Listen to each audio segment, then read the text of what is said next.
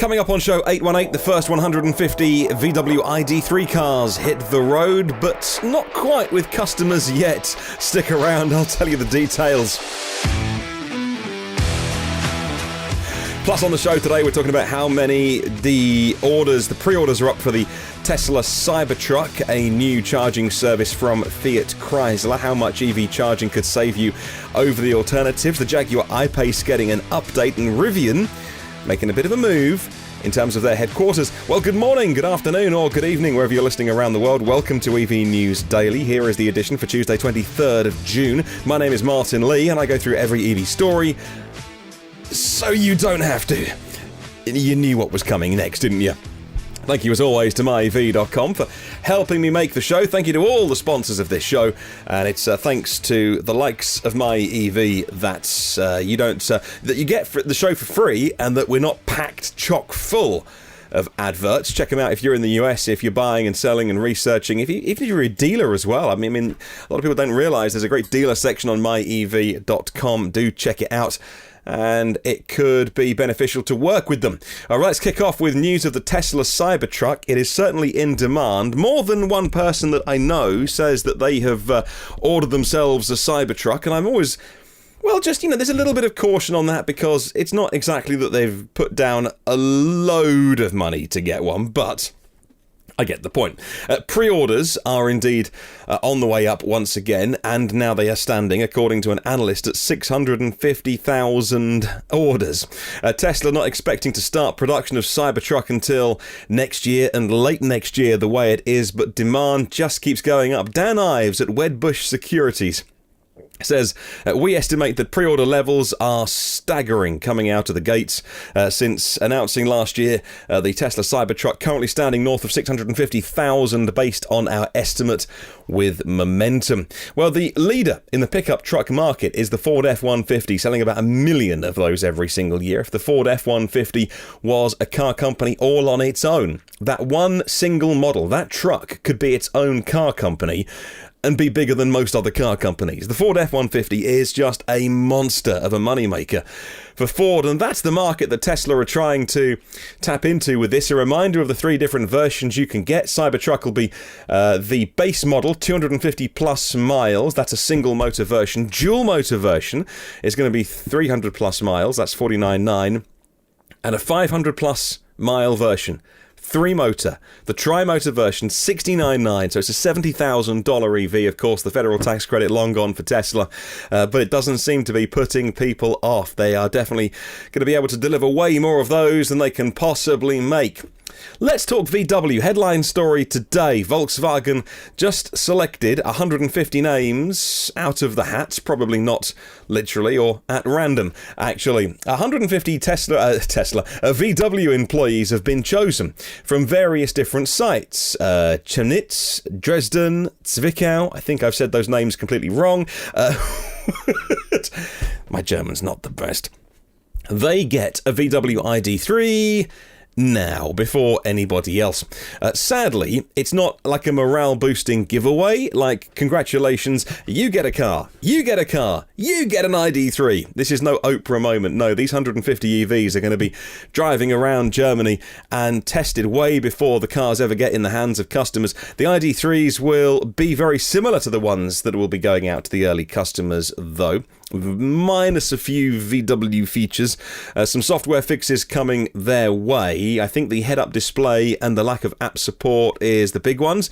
VW did post a nice picture today from their car park at one of their sites with a load of ID3s lined up and all of the staff standing next to the door of each of, socially distanced of course, of each of the ID3s. It's nice. It's nice to feature the cars, and it's nice to feature the people who make the cars, the story behind the cars as well.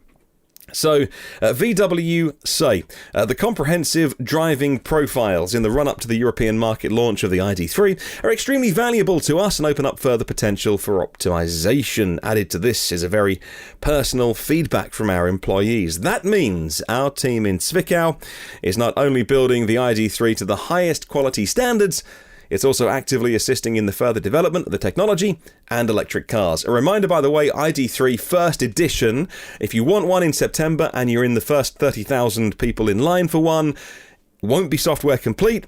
If you want to wait, you can get yours end of the year, early next year. That will be software complete. Mind you, like I say, the things that aren't ready, are they really a deal breaker if you're a huge fan of the company and you really, really want your car before anybody else? That would be cool, right? That must be so cool to work at any car company, whether you work at VW or Tesla or anyone really, and you get told, hey, you get one of these so super cool cars that nobody else has got. You get to drive it around and just, we want to obviously record it and report back, and you're trying out different things and just put them through their paces, like real world testing. I love that. And of course, if you are in Germany, you may well see more and more of these driving around the roads for real, and hopefully a pretty exciting moment when you see the first big proper EV from VW on the way. Well, let's move on. And Santa Monica is going to pilot zero emissions delivery zones. This is a great idea because delivery trucks can be some of the stinkiest, some of the most polluting. I don't know about you, but our delivery drivers, and I was going to say our Amazon delivery drivers, but that's only because we're on Prime and everything we buy is Amazon. I mean, some months we should just transfer the paycheck straight to Amazon. I mean, we are huge customers of theirs, but after complimenting them, I will also say that the companies that they partner with to deliver do have, in my area at least, some of the oldest, most beaten up, stinkiest old diesel vans you have ever seen. Now, when I go to London, I see some UPS electric vans flying around and nice modern ones, but maybe I live in the sticks or something, but the Amazon vans that we get are really old, really bad. We just need delivery vans to be EV as soon as possible. Well, the city of Santa Monica's main business district has been chosen as a pilot for the Los Angeles Clean Tech Incubator's new neighborhood zero emissions delivery zone, reports Clean Technica. Susanna there says that the Los Angeles Clean Tech Incubator has put out a request for information from companies far and wide who may well have the solution, the technical solution, to solve this challenge of having zero emissions zones. And they are being asked to submit their proposals by the 29th of June. So what they want is a solution not just for air pollution, but noise pollution and congestion as well. A great logistics program that can help a broad range of delivery companies coordinate their schedules, so they're not all travelling at the same time, holding up traffic, but also different ways of doing it. Electric cargo bikes has also been suggested as well. But look, anytime they do this, a zero emission zone is such a good way of doing it. But it's when you get to the really big, trucks. Now, I've seen some of those BYD trucks, the BYD delivery trucks. I've seen some Budweiser ones of those. I mean, they're the really big, what we would call a truck. You would call, in the US, a semi-truck. They're great. Like, I love anything that size doing electric deliveries because it's so cool knowing they are just not emitting any pollutants when, they're bringing me my beer. And that's very important.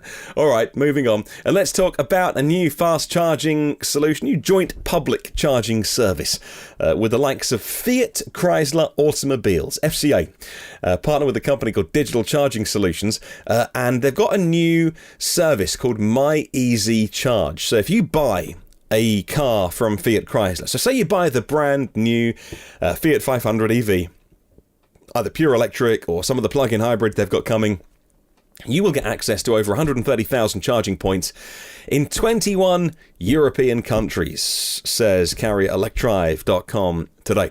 Well, Fiat Chrysler currently offers the plug-in hybrid versions of the Renegade and Compass.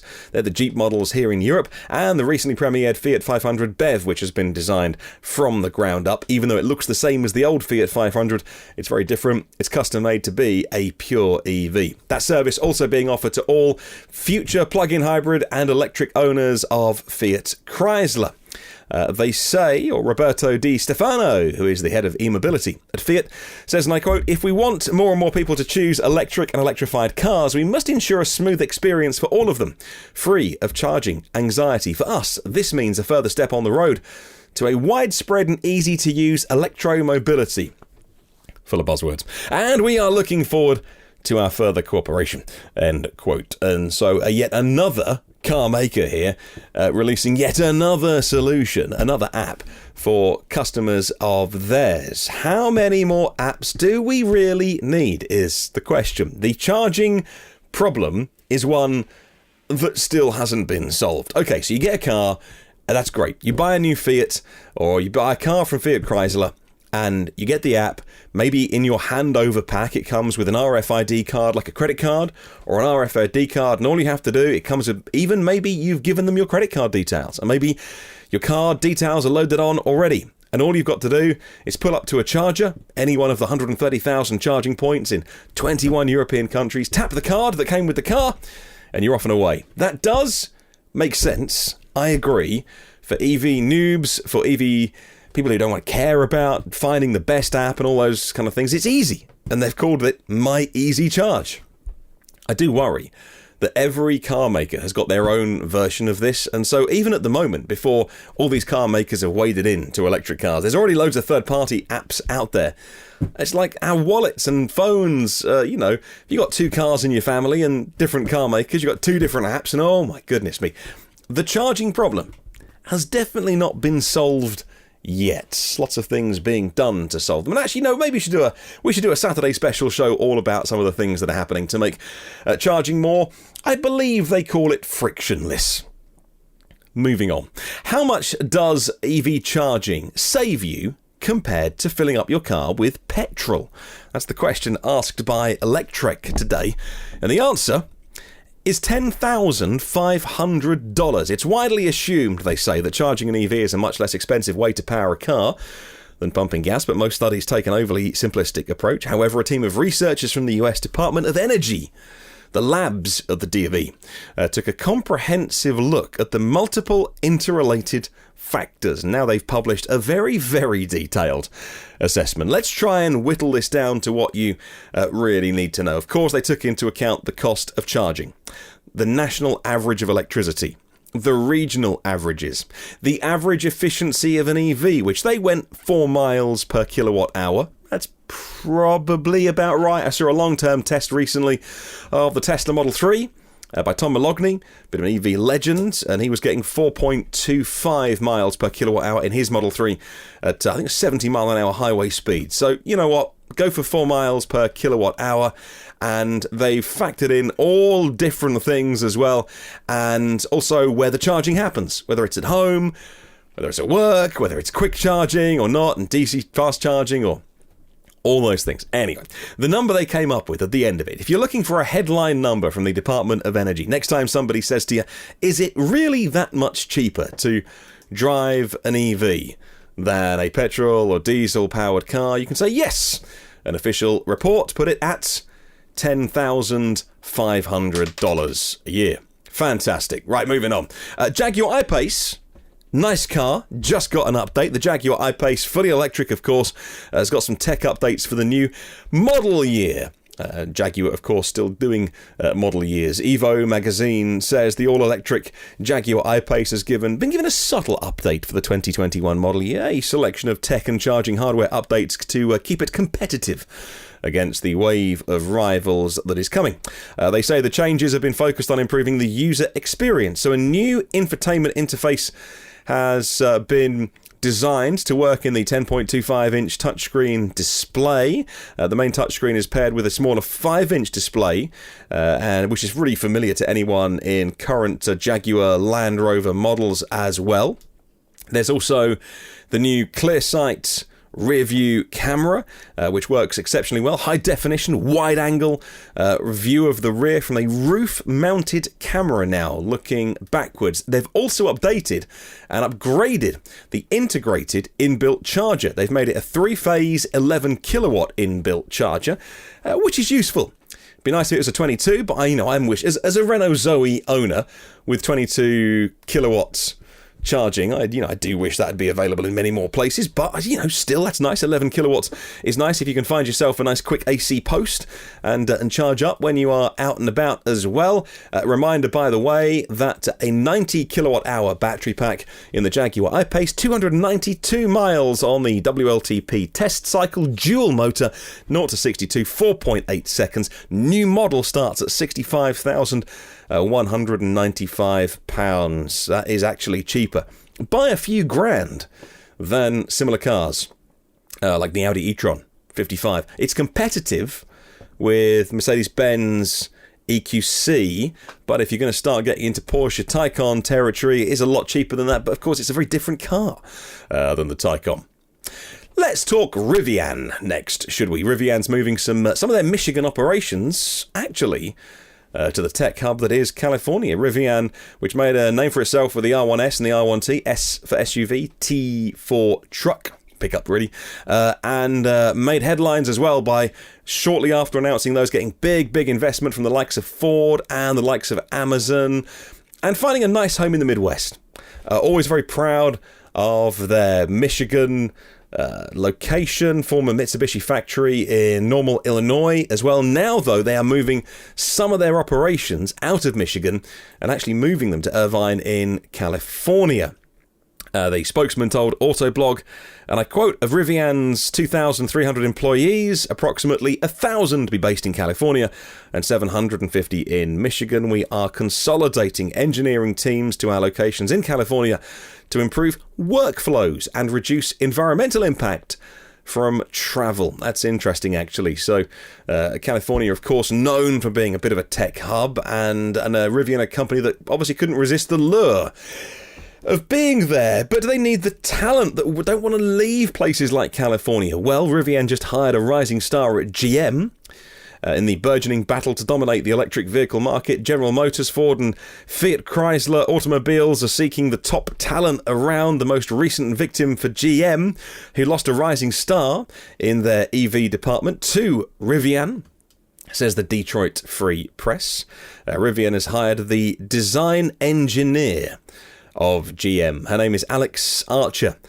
She's 27, a 2015 Stanford University graduate, led the invention of the power sliding console that's in the 2020 models, the GMC Yukon, Denali, Tahoe, and other cars as well, and a rising star in GM, and just been poached by Rivian, a big hire for them.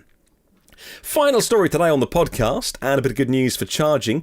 There's a charging company here called Engenie, and they're rolling out rapid charging at new retail park sites. Engenie is installing EV rapid chargers at 10 retail sites across the UK as part of a partnership, and working with brands like Sainsbury's, Tesco, Argos, Next, Aldi and M&S.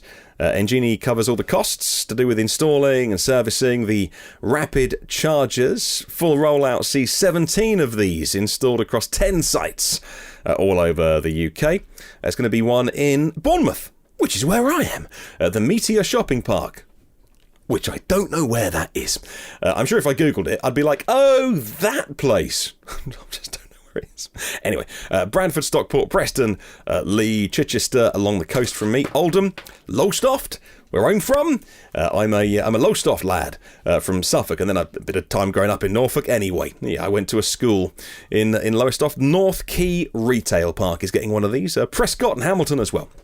Good news, more rapid chargers going in. Should they be putting rapid chargers into retail park sites, is my question to you. How often do you spend, you know what I mean by a retail park? Like, often out of town, massive car park, often some big warehouse stores, like DIY, like home furnishings and stuff. Like, should they be putting DC fast chargers there? I don't know about you. We can go to one of those places for an hour or two. Like, once my wife gets, in the mood of, I don't know, looking at sheets and home stuff, and these days baby stuff as well. If they got all the right gear, like they've got somewhere to, like a shop for air, like a pet shop, we can get out our stocks and all that kind of stuff. We can spend a couple of hours at a retail park. Should they be just putting in, rather than a couple of, and this is good investment, by the way.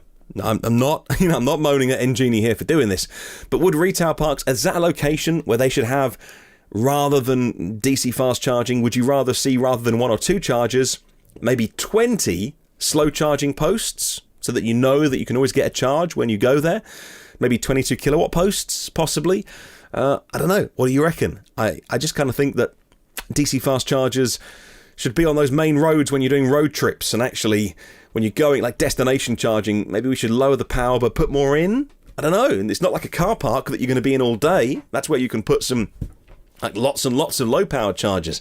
It's an interesting one. Maybe I'm right, maybe I'm wrong. Let me know your thoughts anytime. You can email me the show.